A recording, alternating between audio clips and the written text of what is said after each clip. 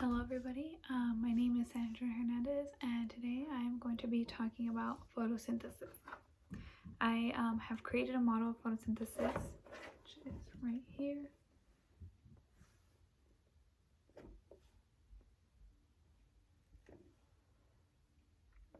It is not perfect, but I tried my best. I'm not an artist, as everybody in class said. So to begin with, photosynthesis is used by certain organisms to convert solar energy, which is sunlight, into chemical energy, which is then used to build carbohydrate molecules.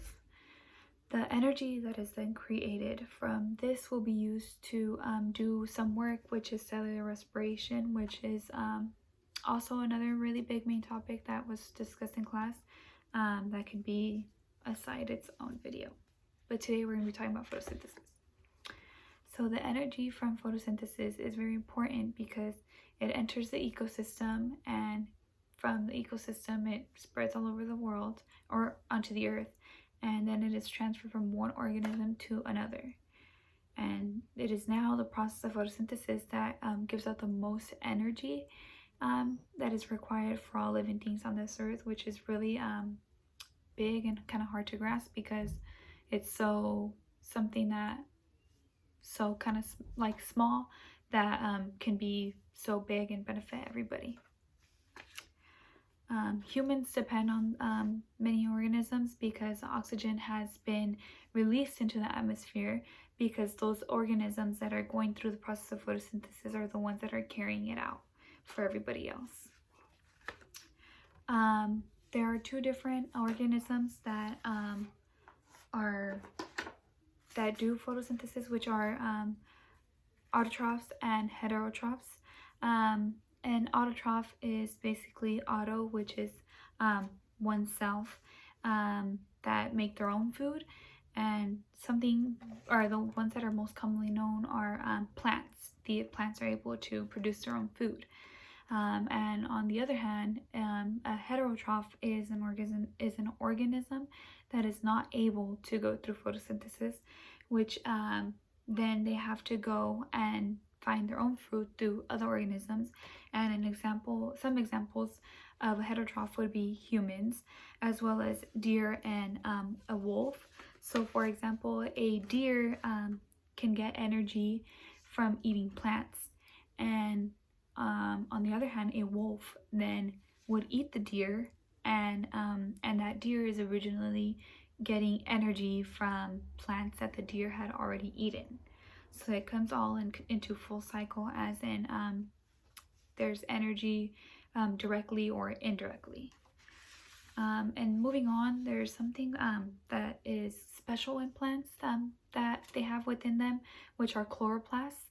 Chloroplasts have a green pigment that is called chlorophyll, and chlorophyll is able to capture sunlight, which is in the process of photosynthesis. And an example of this would be a plant cell, because they have chloroplasts within them. Moving on to the main structures of photosynthesis, we have some that are called reactants, which are sunlight, which is right there. And then we have carbon dioxide, which is labeled right here. And then we have water, which is down here in the roots. And then after this all has taken place, we have the release of oxygen, which is right here.